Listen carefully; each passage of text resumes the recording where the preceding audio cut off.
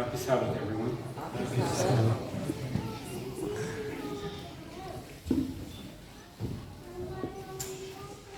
What I'm about just to share with you is nothing but a commentary to what we just heard. I have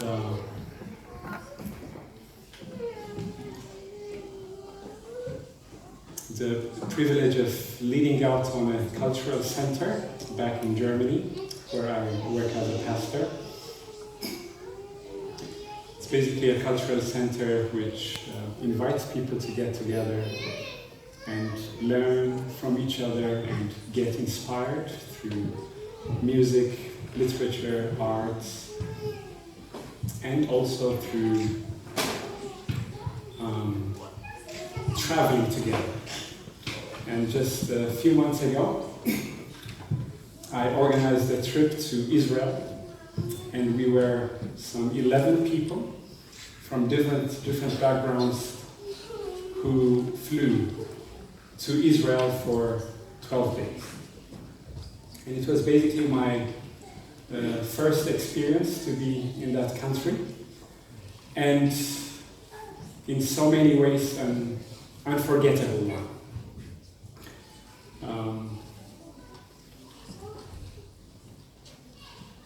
I don't know how many of you have been in Israel. Anybody here who's been there? Yeah, that's quite a few of you.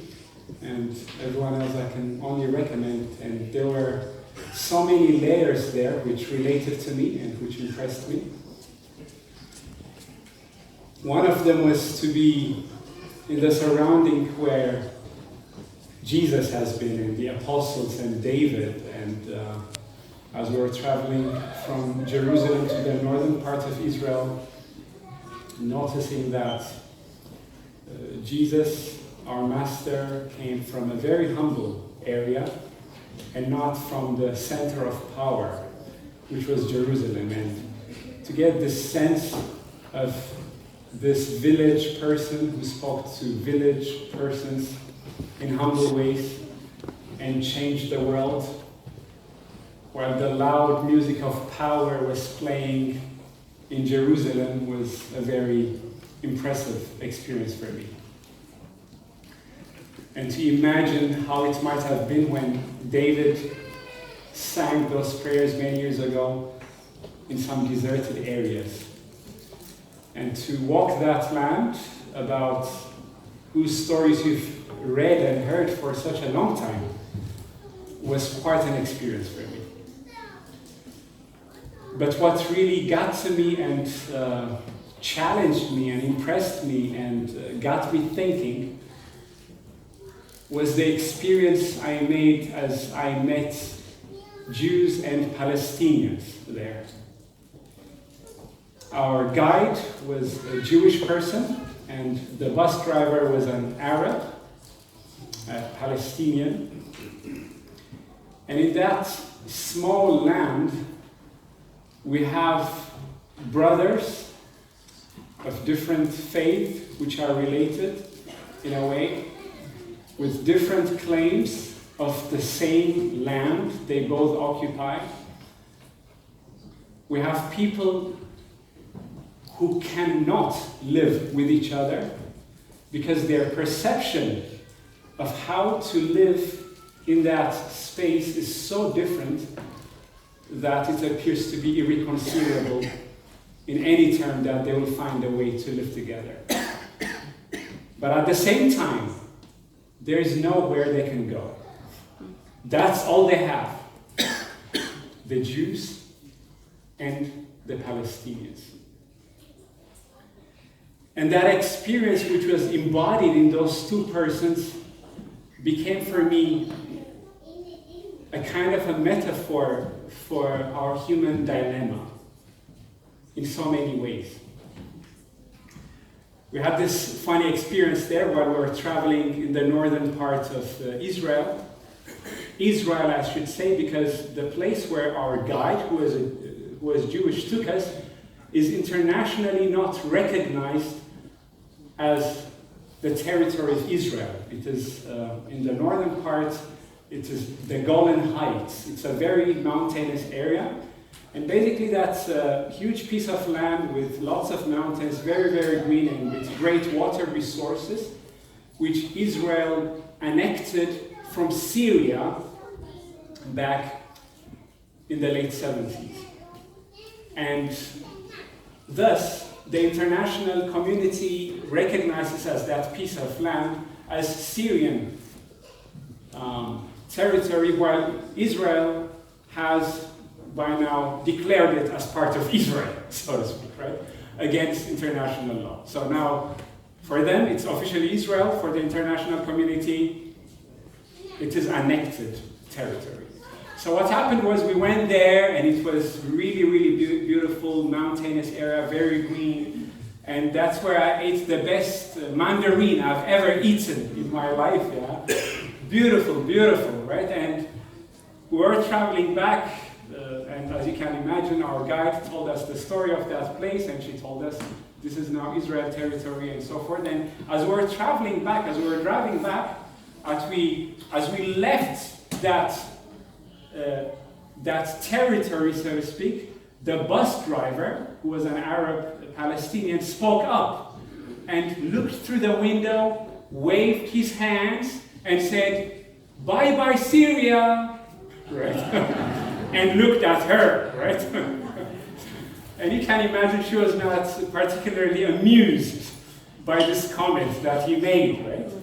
She interpreted it as a provocation. And he was making a statement. He was saying, "Man, you were telling those 10, 11 people that this is Israel, but as far as I'm concerned, this is not Israel, this is Syria," right? And those two persons, they work together. They make a living together, right? So this dilemma, which I've seen there, made me aware how complicated it is to live in this world. And we can take this complication and apply them to the different worlds where we come from.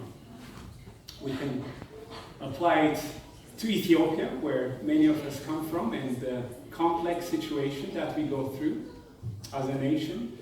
But we can apply it in so many ways to many complicated geopolitical interests that drive the different stakeholders of the world. You know, it would have been all good if it was not so dangerous. And if it did not have the capacity to ruin so many lives, which it is doing in so many ways. There are so many complex problems in this world which have impacted and are impacting so many people, and where a way out seems utterly impossible. And as I experienced that in Israel, that became, for me, not just a metaphor for the complicated and complex situation of our world, where no solution seems to be in sight in the face of so many major problems, but it also became a metaphor for me, for our personal human relationships, where we are in our journeys, for the complications of some family situations that we might find ourselves in. Exactly, even Siri is getting it.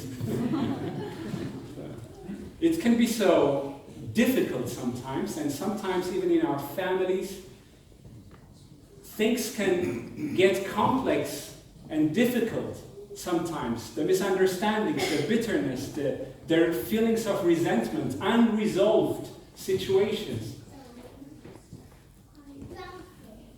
Things that make us angry, shout out loud, or things where we just swallow it and try to deal with the resentment that we feel inside.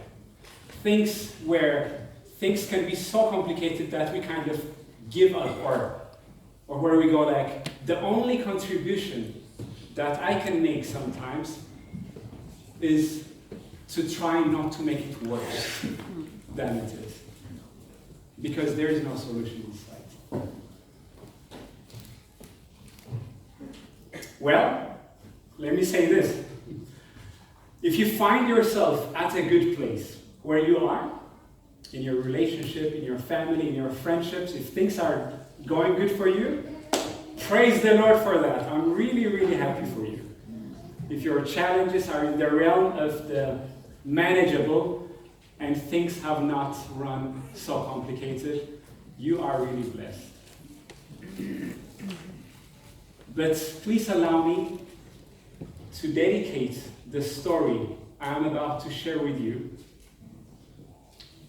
and what it means or can mean for us, for those of you or for those of us where we go through stuff which is really complicated. A husband, a wife, 2 sons. The husband, the father, a gentleman. He grew up in a very protected environment. His father and his mother saw to it that no harm would touch him. They kind of pampered him in so many ways because they got this child when they were getting older. So they took care of this kid in the best way possible, and in a way, they overprotected him, and he grows up to be a very quiet, conflict-avoiding gentleman with very tender approach to life. If things go difficult, and there is a conversation that needs to be made, he prefers to avoid it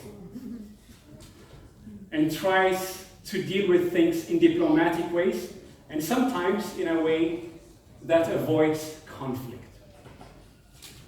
On the other hand, his wife, the mother, a tough person, a hands-on person. She says what needs to be said. She does what needs to be done. And life has taught her to be strong in order to survive. She's assertive. When problems come up, she faces them head on, and she has no issues with saying her mind. A direct and sometimes penetrating type of personality. Basically, the opposite of her husband. And we have the first son, who is an adventurer. He likes going outside, facing new adventures. He's not interested in matters of home. He's interested in doing his thing, realizing himself, discovering new stuff. His brother, a gentleman, a man of the home, a communicator, a person with oversight of the situation, in so many ways like his father. So what happens is in this family that the father has a special relationship to his older son, who is adventurous, because maybe he senses his son embodies something that he is not. In his son, he sees what he wants to be, that hands-on, adventurous guy who would have the courage to do new things. While the mother, who is more of a straight person, feels connected to the younger son with a gentle spirit. You know, I come from a home of 6 kids. I am the youngest. My brother David is the second oldest. And I have a sister with 5 boys and a girl. And sometimes I would provoke my parents and ask them, and I do that with my mom sometimes, yeah, to tease her, and I say, "Mom, which of us do you like most?" Right? And what do you think the answer is that comes? All of you, right? Everyone. I like it the same. Yeah. There we go. And that's what parents should say, right? So if your kids ask you, of course, it's the job of parents to say, "I like you all just the same." But of course, we know there are dynamics, right? And there are different types of relationships. And that is natural. So what happened in this family down the way is that the question raised itself, who will carry the story of this family to the next generation? It's one of those families where there is a certain type of tradition of which they feel that God has been in it. It's a family that feels that God has a special purpose for them, which they got from their fathers, and they want to pass that tradition, that calling of a good purpose on to the next generation. And the question raised itself, who is going to be the one to do that? Now, usually in this context, it would be the older, the firstborn, to take over this tradition and pass it on to the next. But the firstborn did not have much interest in the bigger context of his family as much as basically doing his thing. While the younger person was more interested in family matters and in the treasure of which he felt that has been preserved in this family, and he wants to pass it on. Now, in this situation, the father is called to face things and make tough decisions. And in this situation, it would be to call the one who is open for this job. But instead, he avoids it. He does his thing, he stays connected to the older one, and ultimately when he gets old and has to make decisions, against all reason, he goes on to want to bless and pass on the tradition through the older son. And assumingly, it was obvious that he was not really interested, and his mother, in this case, the wife, might even have reminded him and said, there's something wrong here. The younger one is really interested. He's cherishing our tradition. He's the one who needs to be called here. And in fact, at some point she even remembered a dream that she had a long, long time ago, before even those children were born, in which she sensed that the younger one is going to be the one who will take responsibility. But none of the advices that she gave seemed to have worked out. The father does his thing and creates a dilemma for the whole family by calling on the older son to bless him and to call him for the next generation. And this dilemma leads the mother and the younger brother to a situation that they say, we have to act now before it is too late. And they organize a way to fool that old man and act as if the younger brother is the older brother to get the blessing. Many of you sense which story we're sharing with each other with. And the worst thing that can happen happens. There is this man not taking responsibility, creating a dilemma. Now there is this wife and this son cheating on their husband, on her husband in this context, and on the father. So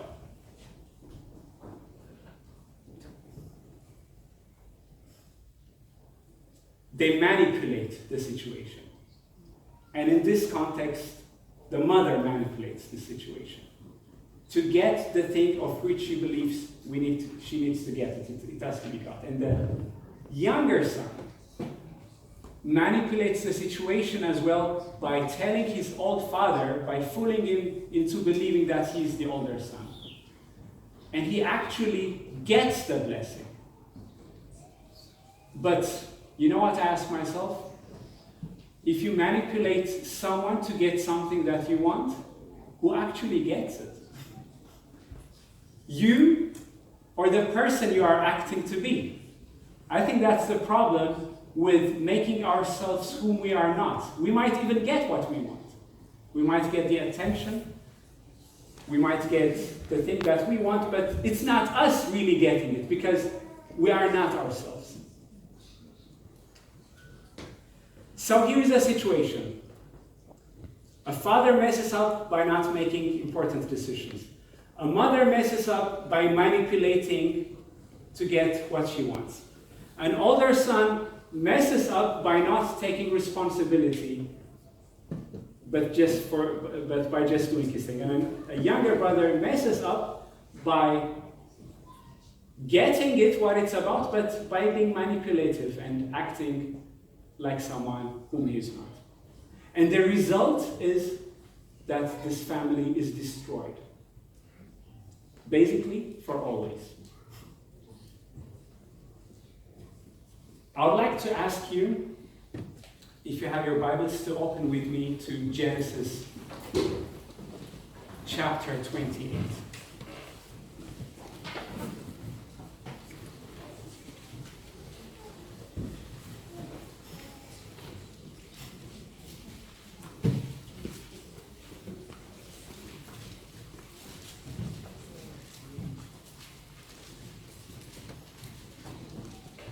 And before I read there, starting verse 10,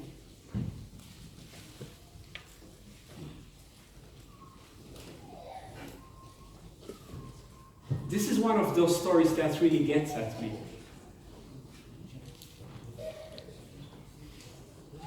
And shows me a dilemma which grows to be in which everyone has a part. And the story follows the one of the younger son. While that family is destroyed, we are told before them that the older brother wants to kill him. Because he's angry, of course, right? He feels betrayed. So the mother comes up with another plan and says, we have to send you away, the younger one, until things settle down. And she manipulates the situation in a way, again, which is really graceful, by asking her husband and saying, you know, our younger son, he should marry someone who believes like us, and not like the older son who's married to, people of other religion and other folk. Because otherwise, if he marries like someone from the people around here, I'm going to cry. I don't want to live, right? So she starts crying, kind of thing. You can read that in 27. And the father says, let me think about this. You know what? I have an idea, he says. And he calls Jacob. That's what we read in the first verses. And he says, Jacob, do not marry anyone from here, right? I'll send you to our family far away and get a wife over there, right? And he blesses him and sends him away. And perhaps he even looked to his wife and said, baby, I'm good, right? I took responsibility.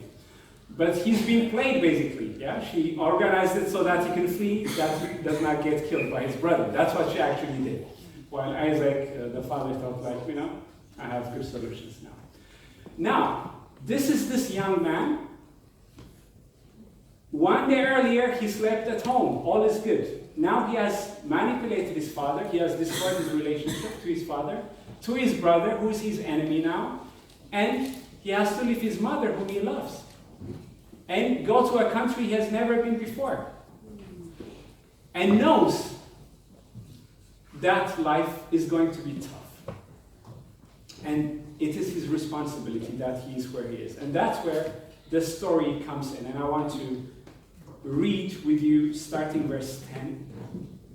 It says there, now Jacob went out from Beersheba and went toward Haran. So he came to a certain place and stayed there all night because the sun had set. And he took one of the stones of that place and put it as his head, and he lay down in that place to sleep.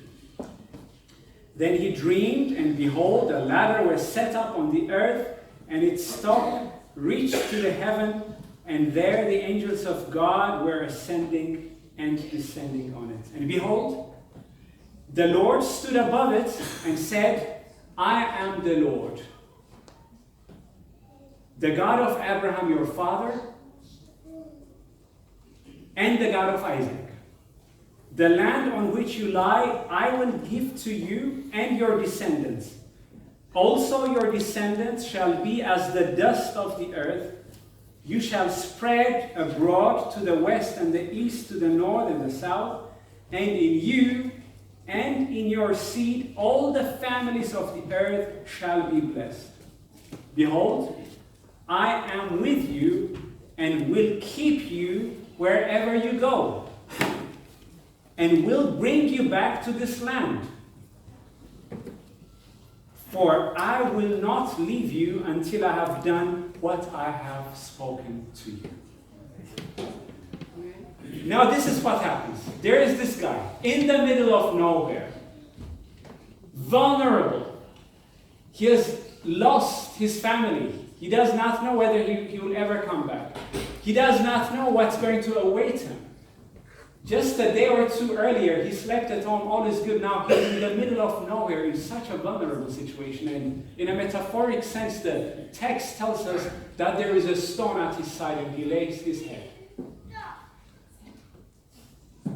And I kind of wonder what he thought to himself. He wanted to get all and lost everything. He wanted to get that blessing, right?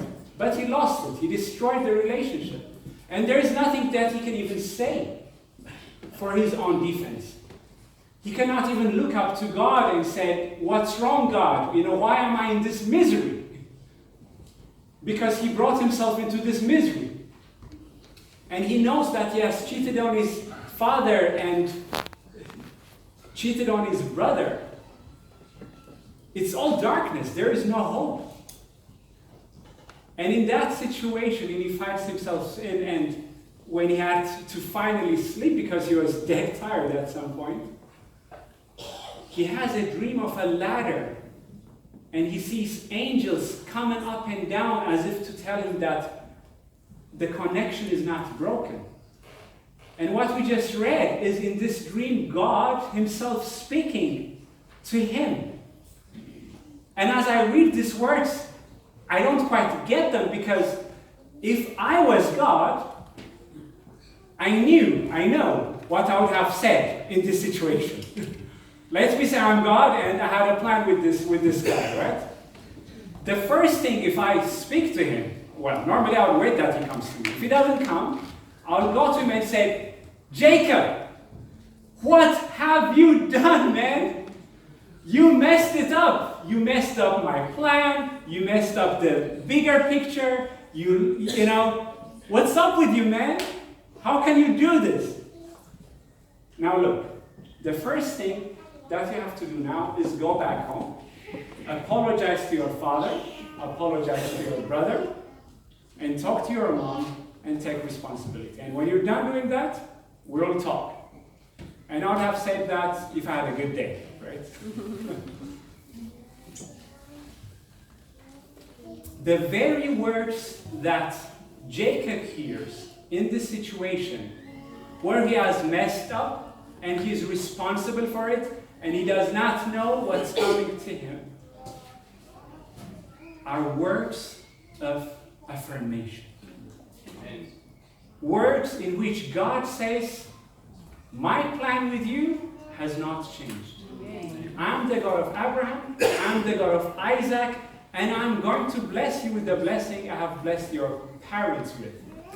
And in the blessing that God says to him that you shall have this land and you shall be fruitful, is basically the same blessing that was given to his father and to his forefather. It's a code word indicating to him, our story will continue.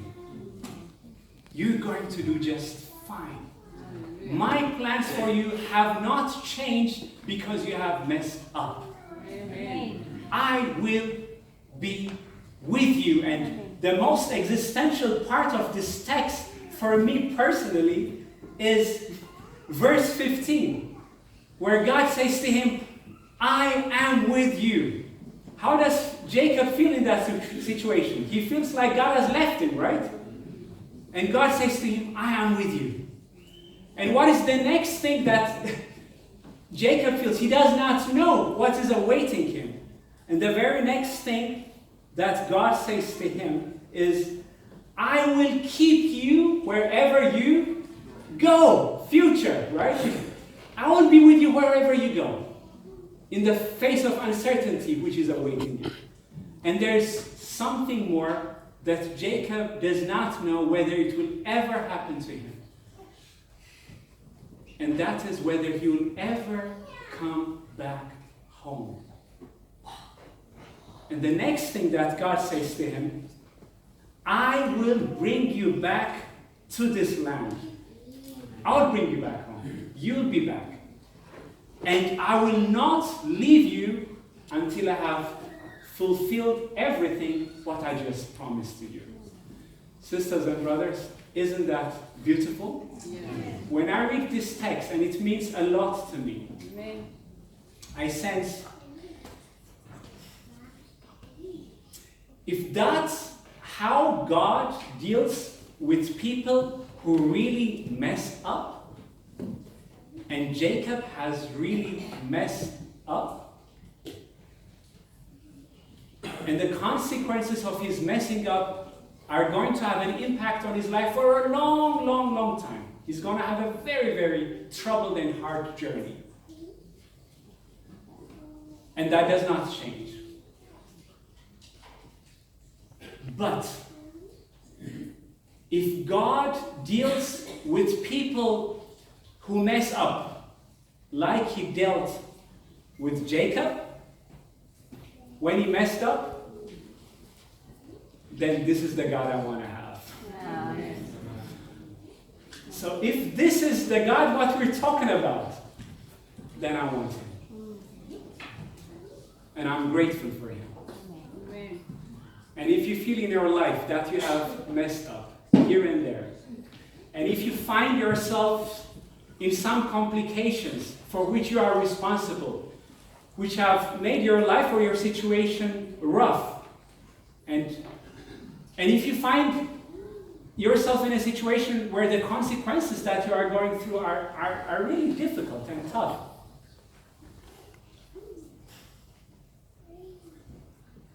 this word, this story says to you, you are not alone. Amen. In the midst of it all, there is a God who is at your side. Who will see you through. Who will see me through. Jacob wakes up and he does not believe what happened. And it takes many, many, many years for him to face the things that he was not yet ready to face. But through it all, God was faithful and he was at his side. So two things as I close. That I wish for you, that I wish for me. When things get in your situations, in my situations, it can be in our relationships, in our families, where we are, and things do get rough sometimes. I hope for you and for me that God helps us to take a deep breath before we act, before we say something, before we do something. And if we find ourselves in a situation where we cannot make things better, let us, by his grace, find the courage and wisdom not to make them worse, at least. Sometimes a ceasefire is the best that we can get. Yeah. So in your respective situations, if you go through complex situations in your relationships, in your families, where you are, I hope for you and for me that God helps us to take a deep breath and say, I trust in you.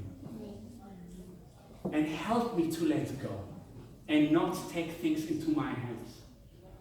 Because when we do so, in our own ways, and become aggressive or manipulative or do things that are not going to help, it's going to make things more difficult. And the second thing, and that is not a wish, that is a promise. If you have messed up, and if things have run in a complicated way, if God dealt with Jacob the way he did, that's the God we serve. That's the kind of God we're dealing with. He is there and he will remain and carry you and me through. Amen.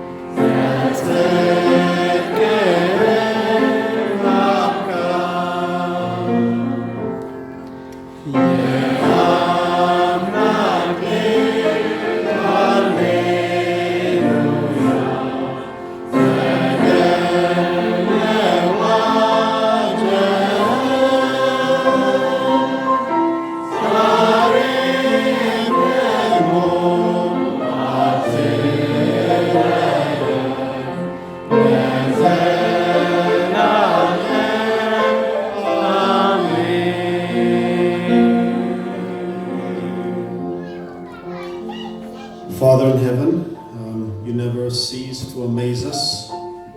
What you did for Jacob, you can do for us. And we praise you for that. And as we